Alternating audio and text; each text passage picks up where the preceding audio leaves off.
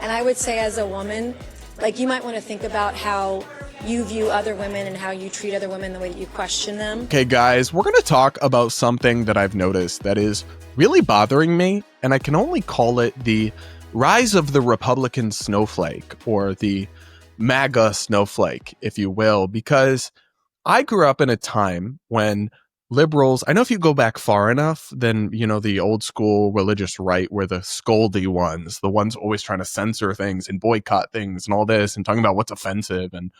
But when I grew up, it was always kind of the woke left that was like that. And the right had this edgy rebelliousness to it, like, F your safe space, stop being condescending, stop being offended, stop being such a buzzkill.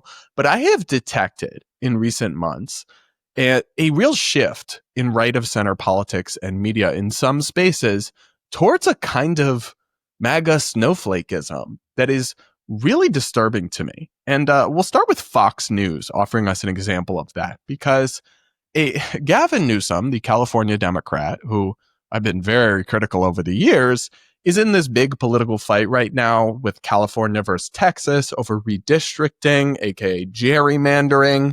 And he's arguing publicly. And he said this about Governor Greg Abbott. It is a 5-alarm fire for democracy in the United States of America.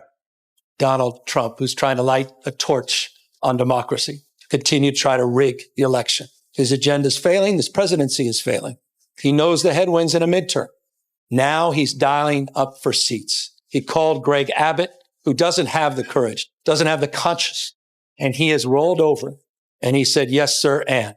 So we have got to step up. Now, did anyone pick up on the microaggression there? No, you didn't, because you're a normal person. You watch this show, so you're not a whiny snowflake. You don't look for reasons to get offended. You don't manufacture outrage where none exists.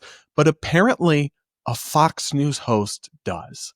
Because, guys, it just so happens that Texas Governor Greg Abbott is in a wheelchair, and so now a Fox host filling in for Laura Ingraham actually suggested that Gavin Newsom did a microaggression or something by saying that Abbott rolled over for Trump, even though that's just like a common phrase. Take a listen to this clip. Congressman Greg Abbott, who is in a wheelchair, and Newsom says he rolled over for Trump.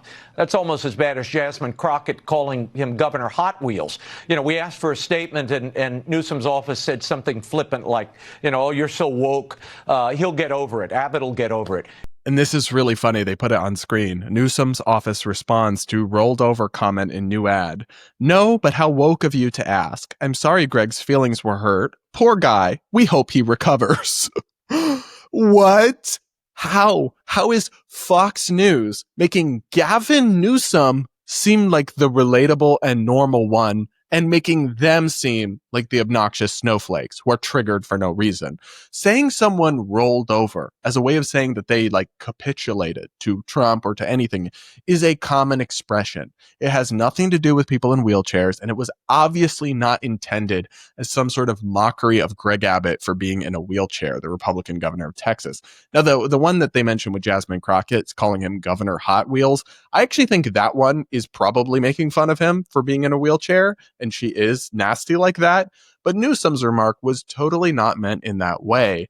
And when you as a network have spent decades at this point making fun of libs who are triggered over jokes, who police micro expressions and microaggressions and this kind of nonsense, and then you start policing Democrats like this and getting triggered and getting your feelings hurt because of someone's, turn of phrase that you're connecting to some marginalized identity, the irony is not lost on me. The hypocrisy is galling.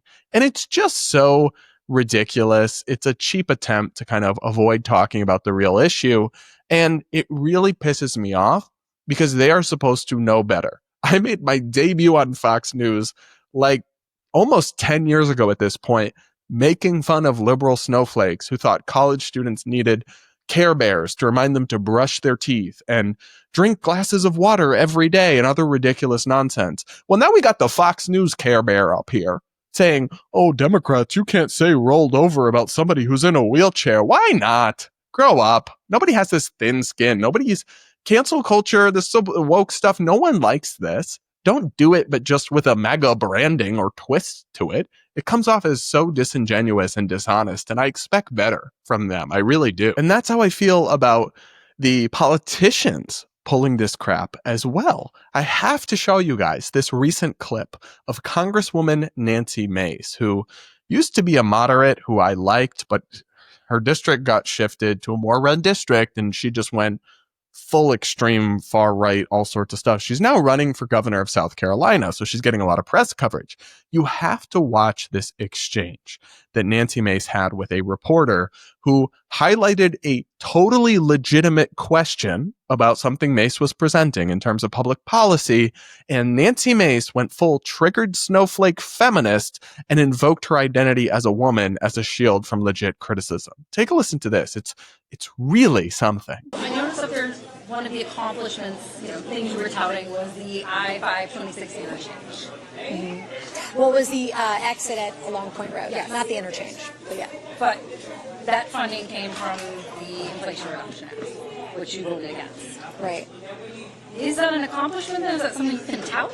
No, absolutely. I mean, absolutely I can tout that because we'll often argue over how much money is spent. So we fight over how we spend the money, how we appropriate it. But once the appropriations happen, I'm going to make sure that South Carolina, that we get our fair share. When there's money being appropriated by the federal government, it is literally our job to make sure that we help organizations, government entities, state and local, get those appropriations by supporting them with letters of support. And that's what my office says. That's literally part of the job of being a member of Congress. So maybe you're confused. Okay. You're very confused. And you're a raging Democrat, so raging leftist with that kind of questioning. And I would say as a woman, you might want to think about how you view other women and how you treat other women, the way that you question them, because women are going to lead this country off the brink, and conservative women. The first female president of this country is going to be a conservative woman, not some liberal like you. Okay, again, just a question about the bill, whether you voted for it or not, and what you were touting. This is literally the job of a member of Congress. You might want to look up what a member of Congress does, and maybe read the Constitution next time before asking me such a question. Okay. 5 times over. Just looking for clarification in the question. You clearly need it. Okay. Pick up a Constitution and read it. What on earth is this triggered feminist snowflake bullshit?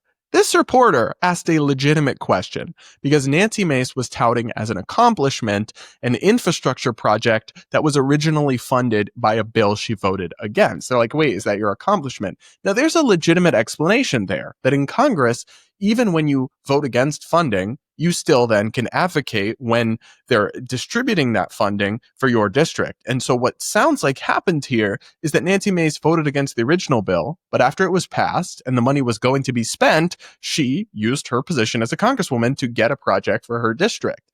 That's great. That's a totally legitimate response to an entirely legitimate question. But you are not in any way, shape, or form above questioning or a legitimate question like this, which does not make the reporter a radical leftist just because she asked you a slightly tough question.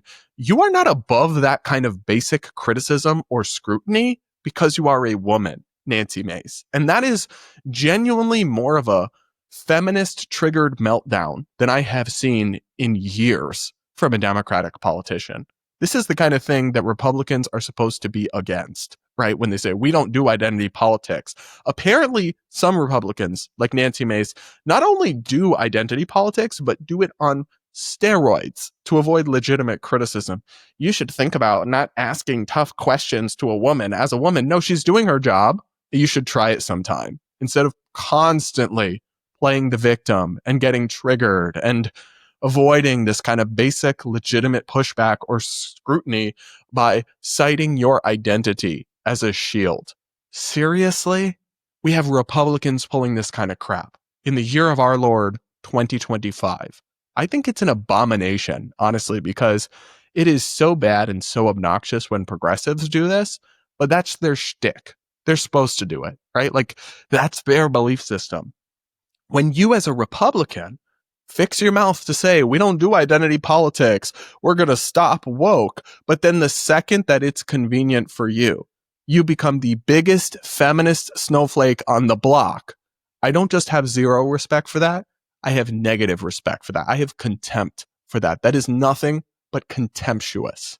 And again, there's just this snowflakey element to this. You want to be the governor of South Carolina, and you're going to crash out like this because a reporter asked you a slightly tough question. Seriously, Nancy? Get a grip. But of course, when I've criticized her in the past, she has instantly invoked the fact that she's a woman in response to me. I'm not joking. And of course, I've also requested interviews with her. And she did them before when I was just praising her, when she was still in her, moderate cosplay early in her career. She did multiple interviews with me. Now my platform and my audience is much bigger, but she won't do interviews with me anymore. Wonder why? Because I guess she just can't even handle a basic question about an infrastructure project without crashing out, without, I don't know, just going into feminist psychosis. So she knows that she can't handle the smoke. But of course, she's also the one always tweeting about how she's a brave warrior fighting for women and she stands the line, holds the line and all this stuff. But she's actually incredibly afraid of basic accountability or scrutiny from the press or the media, and instantly uses her identity as a shield when she does face that kind of scrutiny. Yikes. Yikes. She wants to be the Republican governor of South Carolina. Listen, I think she has no place in a Republican Party at all that says it rejects identity politics and wokeism, because that is the face of a woke Republican if I have ever seen one in my life. But what do you guys think? Are you buying Nancy Mace's "Don't question me, I'm a woman" script? I am most certainly not, but I do want to hear from you guys. Let me know in the comments below. Remember to tune in to full episodes of the Brad vs. Everyone podcast on Apple Podcasts, Spotify, iHeartRadio, or wherever you get your podcasts. Make sure you're subscribed. Hit that like button while you're at it. Remember to send in your voicemails for my Voicemail Friday episodes. Those are linked in the description, the place to send those in, where you can send in your kind of woke horror stories, personal life scenarios you want my advice on, or any questions you guys have for me. And with that, guys, we will talk again real soon.